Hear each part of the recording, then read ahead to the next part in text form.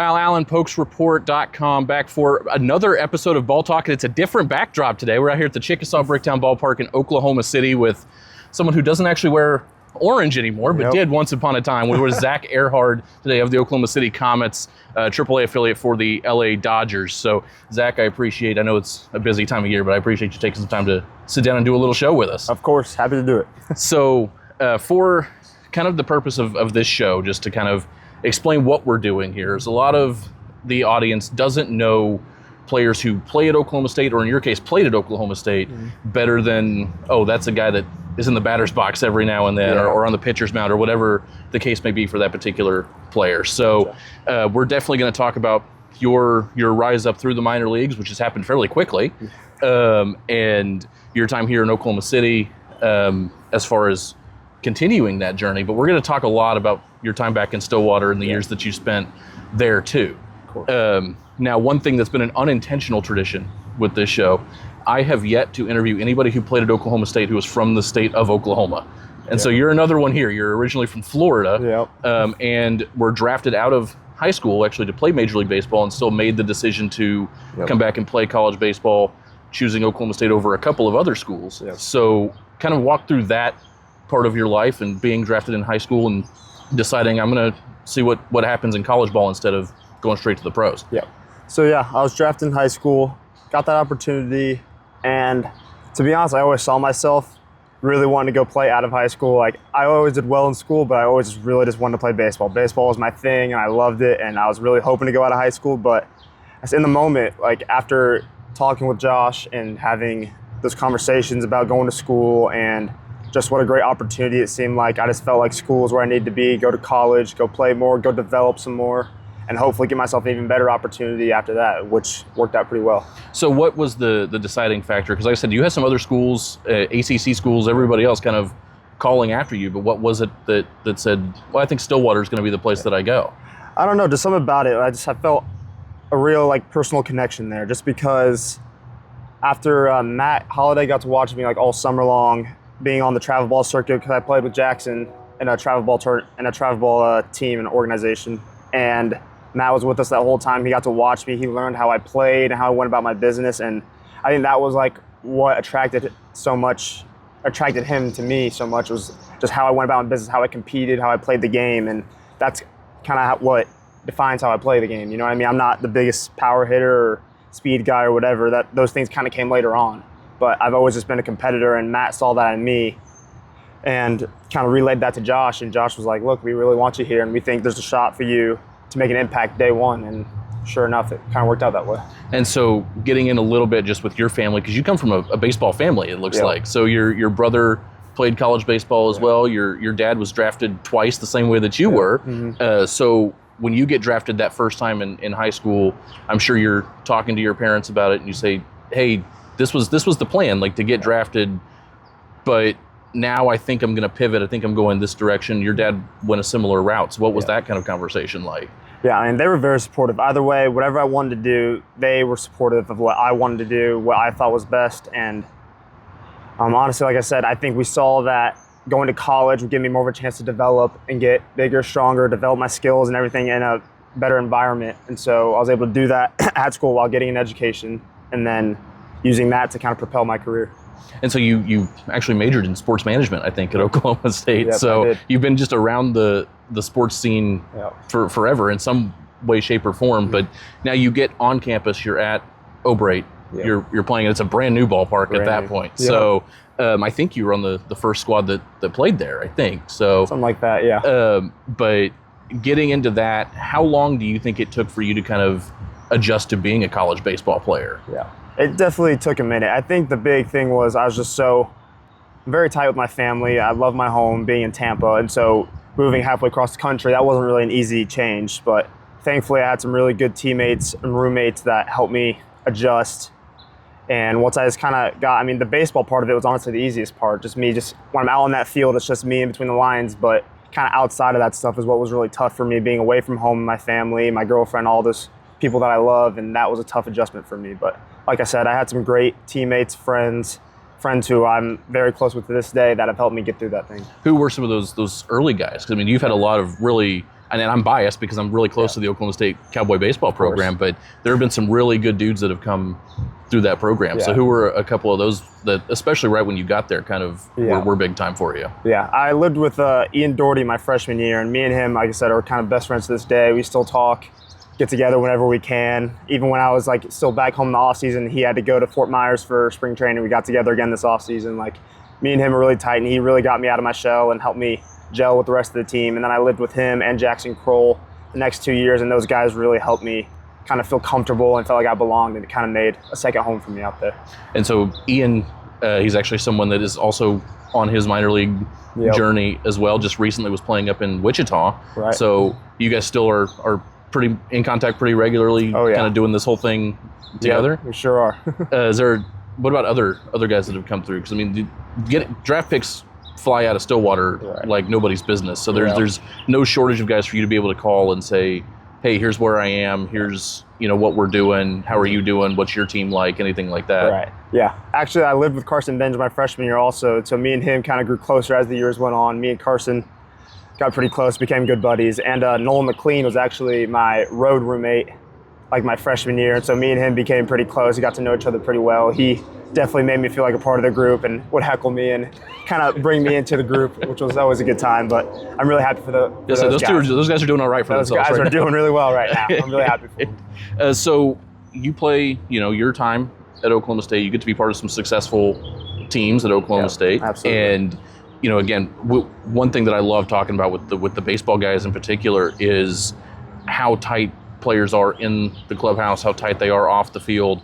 That still continues to this day. I just talked to a couple of the freshmen a few weeks ago who still feel that way. Is that in all of the locker rooms that you've been part of, how is that camaraderie and community as compared to some of the other places you've been? It's so important, especially like when we were at school and college baseball, man, chemistry is really everything, and that can kind of make or break a team, in my opinion. And so when you see a team that's like doing really, I mean, you could put two teams side by side, two really talented teams, but I think the team that has really gelled, that really plays for each other, that's the team that's going to be successful. And I've been blessed, like seriously, all three teams when I was there, and especially my last year, man, we were all so close, and we really like looked out for each other, played for each other, and that's just a really fun time to be. How, getting back onto the field, because, we can talk off the field stuff all day. I'm perfectly fine for that because I got a couple more questions that I read in the old OKState.com bio from you. But on the field, you say, the adjustment on the baseball field is the easiest part of what you're doing. It's just a different field at a different level. Mm-hmm. As a player, how do you think you grew most noticeably throughout your time in Stillwater? I think it was honestly a little bit of everything, just kind of maturing as a baseball player, kind of learning how to go about the game.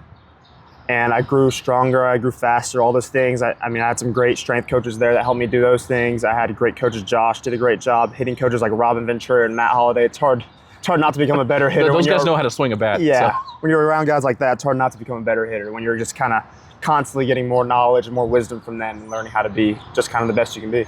So you get drafted a second time, and this time it is off to pro baseball. You sit in the Red Sox organization at first, another transition for you. So how was that?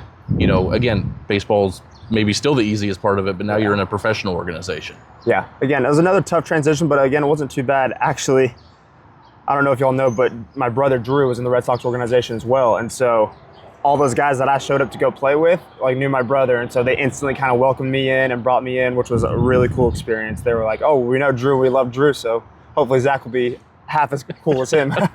And so that was great. And so you played a little bit of minor league baseball with the Red Sox organization before getting moved over to the Dodgers.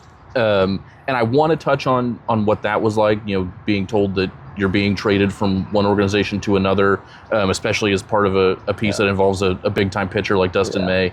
But before we get to that point, when you're with that Red Sox organization, you're on the field playing minor league baseball, what were, I guess, kind of the atmospheres? Minor league baseball is kind of a wild card sometimes with some of the places that you're playing or guys that you're playing against. So just kind of some of the ups and downs from that first little run in minor league ball with the Red Sox. Yeah.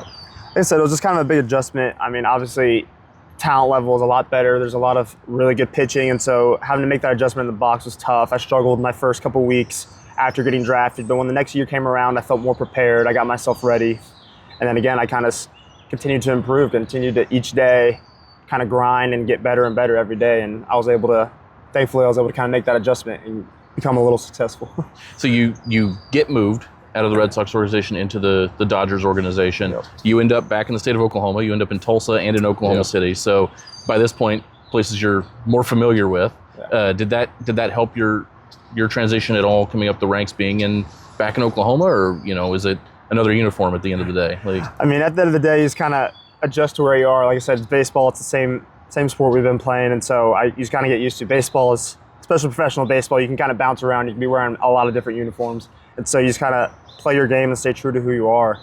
But being in Oklahoma is really cool. It seems like I've got some kind of connection to being here for some reason, but I don't hate it because it's like a second home to me now. And say I was excited when I saw that you were first in Tulsa, and then I was telling the people who work for the organization here that I literally grew up in this ballpark. So it's fun watching people that I have watched in college now doing it in a ballpark that I'm incredibly familiar with. That's awesome. But you go through, and I think you did some. Correct me if I'm wrong, but I think you did some spring training stuff with the Dodgers as well. But you're around then the big leaguers and things like that. So kind of go through that experience as well of sharing that dugout and sharing the clubhouse with. These are the made guys. These are guys that we know have a roster spot. They're here just getting loose. They're not like us that are trying to make an impression. Exactly. Yeah, it was definitely another blessing, really. And I was really grateful for the opportunity to be in the big league camp with all those guys. And I mean, it can be a little intimidating at first, but I mean, they were all very welcoming and super nice, and just kind of brought me in and kind of made me feel like a part of the group. I mean, they didn't treat me any differently, really. They didn't treat me like the little guy or anything like that. It just kind of made me feel like another one of the players. And I was, again, had the opportunity to play quite a bit during spring, and it was just a really cool experience overall. All the knowledge, all the wisdom that was going around, being around all of those people that are doing it at the highest levels, just a blessing, really. And probably without knowing the OKC roster from memory, the way that I do with some others, probably some guys in your dugout here in Oklahoma City that have played up at Dodger Stadium, that have had little runs with the big league club. So do you get to talk to them about that or anything? Because I mean, that's going to be the next big move for you is getting onto the 40-man and making your move up to LA. Yeah, so it's kind of the same as, like I said, when I was in spring and being around those guys, the same guys here, that they kind of share that wisdom and knowledge. Like, hey, it's obviously the lights are a little brighter. There's a lot of people there, but I mean, it's, again, the same game. You're in between the lines and you focus on what you do and be the best that you can be. So one thing, and I kind of alluded to this earlier, but reading through the old bio that you have on OKState.com, just kind of, and it's just there and archived. It mentioned a bucket list item for you, and if you don't remember what that was at the time, it was a road trip through Montana. Oh yeah. And so how does a kid from Florida who plays baseball in Oklahoma say, you know what, the number one thing that I want to do is take a road trip through Montana? Yeah, honestly, I don't remember, but I just know I really want to start traveling and just kind of see the world, see the country, see the world. I mean, I feel like there's a lot of places that I really like to see and experience, and especially, again, another great part of being in professional baseball is that you go all over the place. And so I've gotten to see a lot of the West Coast that I never thought I'd see. Like last week, we were in Albuquerque, New Mexico. Never in my life would I thought. That's a gorgeous ballpark out there, too. Never would I have thought that I would be in Albuquerque, New Mexico. So it's really cool that I'm starting to be able to see these new places of the country and all that stuff. And I hope I just continue to be able to do that as I grow older. And so you mentioned Albuquerque, and anybody that follows minor league baseball has seen the clip now. It takes a little bit of everything going right to go with an inside the park grand slam. But that series as a whole seemed like it went well for you. You were playing really well out in that Albuquerque series. But that play specifically, at what point did you say, I'm going for this? This is going to happen? To be honest, it was not crossing my mind. I mean, I hit it and I was going, automatically thinking 2. I saw the ball kick away. I was like, oh yeah, that should be 3. And I'm about halfway to third base, and Henny's still waving me on. I was like, okay, I guess we're going 4 now. So, I mean, that definitely was not the initial thought, but as I see Henny waving me on, I was like, okay, we're doing it. So, it was, I told the rest of the Pokes Report crew that I was coming down here, and it was probably within 24 hours that clip was on my phone 3 different times. And saying, hey, you have to ask about this. It's an inside the park grand slam. You think I'm not going to ask about this? So, just another really cool moment that you've had on a baseball field. It really was really even after it happened and I like dove in the home plate, like kind of the adrenaline takes over and I was really fired up. Like I just got kind of overwhelmed by it. It was really cool. So backtracking a little bit, going back to your time at Obrate, especially in your last season, and I knew this at the time because I was at a lot of those games. I've seen a lot of it now, going back and watching some footage, getting ready for this. That it looked like a lot of the times you would come out of the box after scoring a run, especially whether that was a home run, whether that was just coming around from second on a single or something, and you always had something to say to whoever was next in the box. It almost like you were pointing at the pitcher, kind of giving him pointers for what was going on. At one point, did you kind of take on that leadership role of, hey, I'm seeing him do this. Here's something that before I even get back to the dugout, I'm going to tell you this so that you're ready at the plate.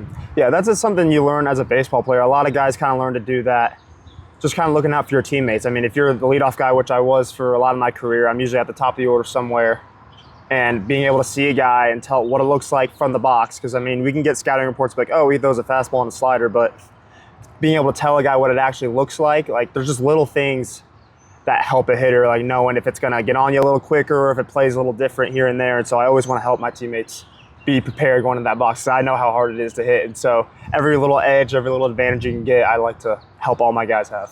So for Zach Ehrhard, for the rest of 2026, playing it at AAA, what are you looking for just on an individual level for your own development or anything else, any tangible goals that you have as this year continues? Yeah. I'd like to set, I mean, sometimes I like to set goals, but in my mind, it's really just me trying to develop as a player and develop all the aspects of my game. Because I know there are some things mechanically I need to work on hitting wise, and I've been working with our hitting coaches here. There's some things that I can continue to work on and develop to get better so that I'm prepared when it's time. Hopefully, when I get my time to go to the big leagues, that I'm prepared for it. And so, obviously, it's cool. Like, I want to hit a certain amount of home runs or hit for this average, this and that. But every day, I'm just kind of trying to get here and work on something that's going to make me better and make me more prepared to be a big leaguer one day, hopefully. Like I say, you say hopefully. I have confidence in it. I know the Pokes Report guys have confidence in it. So that's Zach Ehrhard for Pokes Report for Ball Talk. Hopefully you'll see him for the rest of the year. Come on out to Oklahoma City, to a beautiful ballpark here in Bricktown, and watch Zach and the guys play. And then maybe this time next year you're watching on ESPN when he's out in LA at Dodger Stadium. So Zach, I appreciate you taking some time with us. Yep, Ball Talk will be up soon. Thank you for joining us. We'll see you next time.